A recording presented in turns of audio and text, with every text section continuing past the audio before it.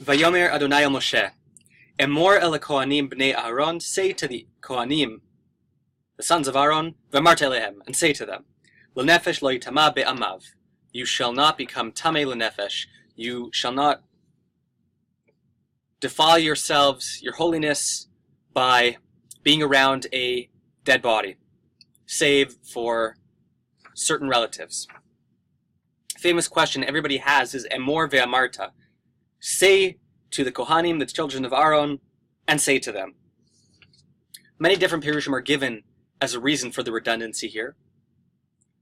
One of the interpretations that I really like, I heard from Rav Zev Reichman, is Emor for the Kohanim of today, V'amarta for Yemos Mashiach, for the Kohanim of the future. Yechezkel, there's a whole parak of Yechezkel devoted to the laws of the Kohanim of the future. And one of those laws that he mentions is that they shouldn't defile themselves, they shouldn't be metamed themselves with a nevela and treifa. That's already given here. So the answer given is yes, those are for the future Kohanim. All of Am Yisrael be Kohanim. Rashbi, who we're going to be celebrating on Lag BaOmer, says that all of Am Yisrael will be Vatem Tiyu Melechet Alid Melechet Kohanim V'Goy Kadosh. Everyone will serve in the Beis HaMikdash. How that will work logistically, we'll see. But we will all be Kohanim. In this world, though, we're talking about the Kohanim of today. That's the Emor. The V'amartas for the future. The Kohanim of today have to be Mekadosh themselves more than Am Yisrael have to. They're not allowed to mourn in certain ways. They are restricted in who they're allowed to marry and who they're not allowed to marry. And we're told, V'kidashto, we, Am Yisrael, we have an obligation to make sure that they maintain their holiness. Ki et lechem Elohecha hu makriv, because he serves in the Beis HaMikdash, he serves in the Holy of Holies. Kadosh yelach, ki kadosh ani mekadishchem, and I'm holy, and if you want me to be among you, there needs to be a Mishkan, and in order for there to be a Mishkan, there needs to be Kohanim. So you have to make sure that the Kohanim are holy. The Netziv says, what is this whole, why do we need certain people who are higher than others on a spiritual level or on a leadership level?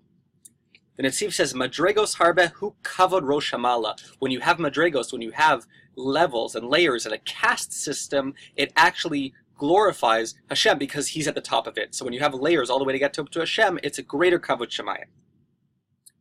But in Yemos Mashiach, when everyone will be Kohanim, when all of Am Yisrael will be Kohanim, we won't need the caste system. Why? Because not only the Jews, but the entire world, the entire world will recognize the oneness of Hashem and want to come to the Beis HaMikdash and sanctify His name and glorify His name. There won't be any need for this caste system. There will be a total equality. Everyone shaveh in serving Hashem. And I find that interesting because nowadays we're fighting for equality.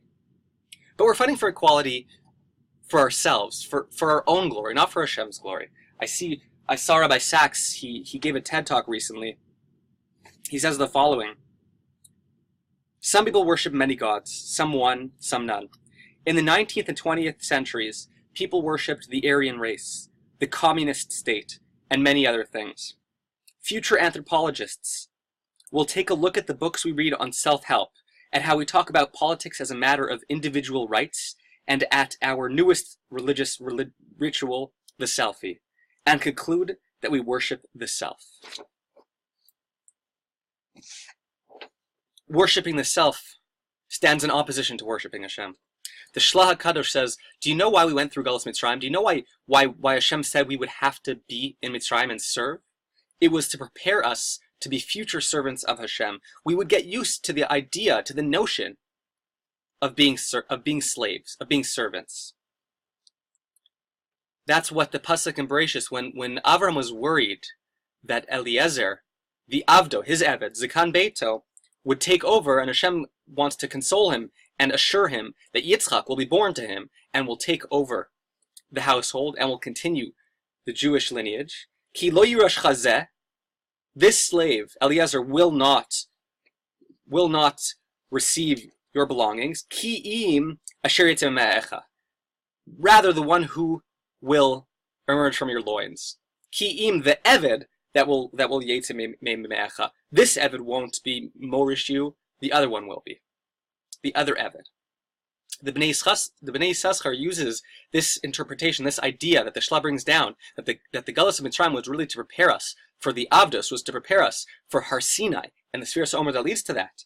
The Bnei Yisachar says that's why the only two mitzvahs that we have, the mitzvahs aseh that follow, that if you don't do them, you get kares, are Pesach, Korban Pesach, and Mila. And those are the two mitzvahs that were given to us on the night of Yetzias Mitzrayim. Explains the Bnei Yisachar based on a halacha in Yoredeya that says halokeach eved min a goy. If you purchase a slave from a goy, a non-Jewish slave, ein haguf kanui lo ad sheyat bilenu l'shem avdos. You haven't actually purchased him. Exchanging the money doesn't make the kinyan until he goes into a mikvah. You have to be matbil him, and that tefillah has to be l'shem avdos, which means if he in his own mind says, I'm actually being tovel, I'm immersing into the mikvah for cherus, l'shem cherus, yotze l'cherus. So the method to counteract that is to actually give him something to do while he's still in the water, b'tor eved, like an eved, and that's how you're kona the eved. When he's already being submerged, that's when you give him a task. And that's exactly what happened in Yetzias Mitzrayim. Kadosh Baruch Hu gives us two mitzvos because as we were preparing to leave and go into cherus, right away, the first two things we have to do are Mila and Pesach. And therefore, one who says, I will not do either of these things, he gets kares, because he's saying, in effect, I have no interest in being an Eved Hashem. When Kish Hashem says, okay, kares, I'll cut you off. I don't need to have a relationship with you.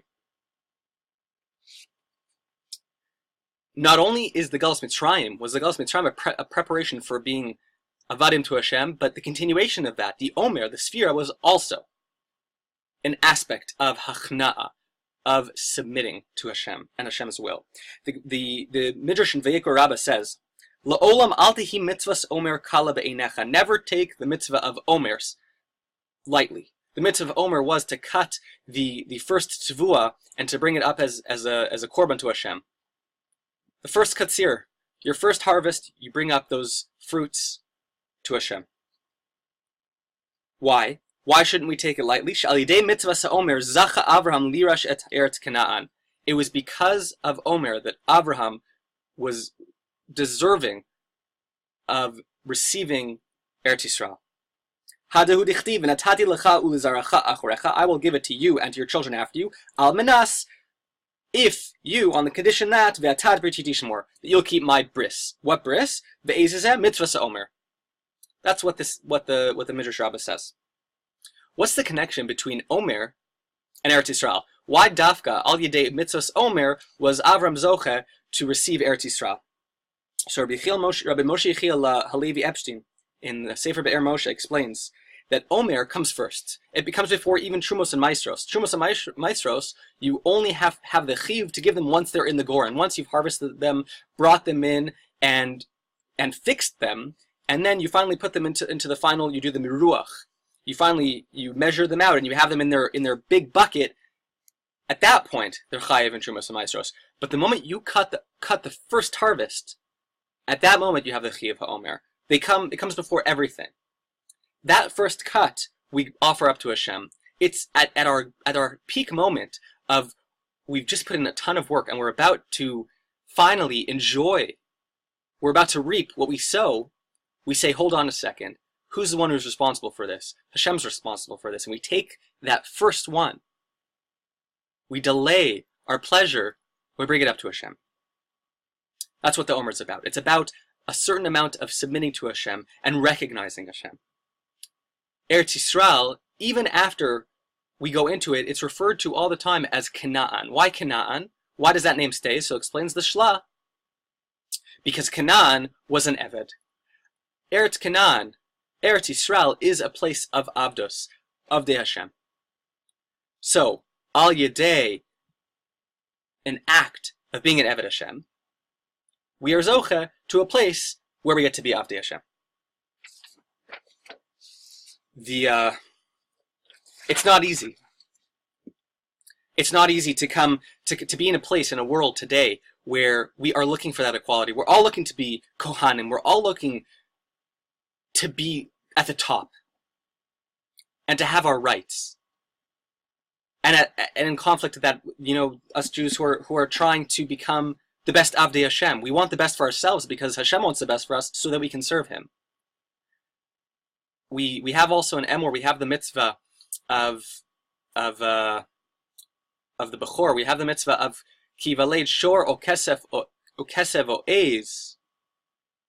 So 7 days it'll be with his mother, and on the 8th day you bring it up to Hashem.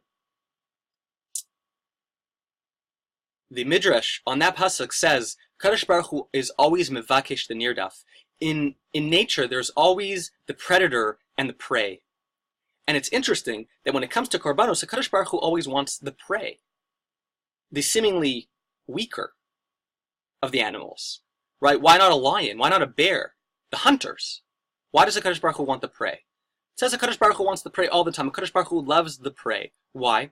Because in the world of nature, the predator is more grounded in nature, and so he has his way with nature. But the one who's preyed upon lives on a little bit of a higher plane.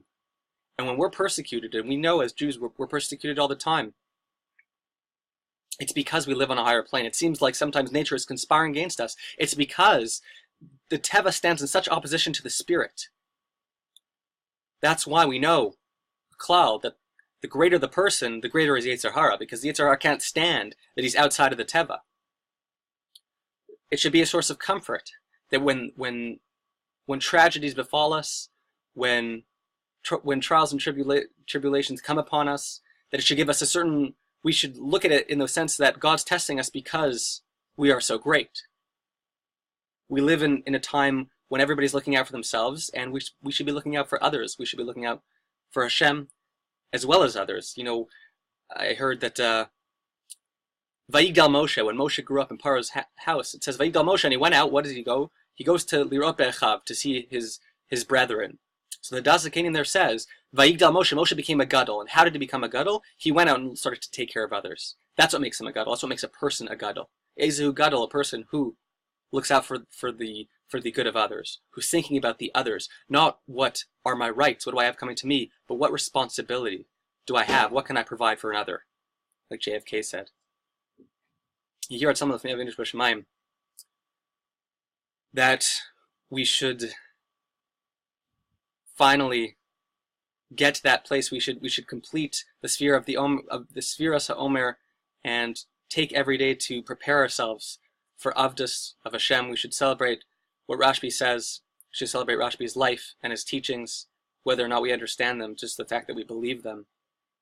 He has us in mind. We have his bracha, as the Beis Aaron says, that we should get to the place of the future where we're all Kohanim. Shabbos.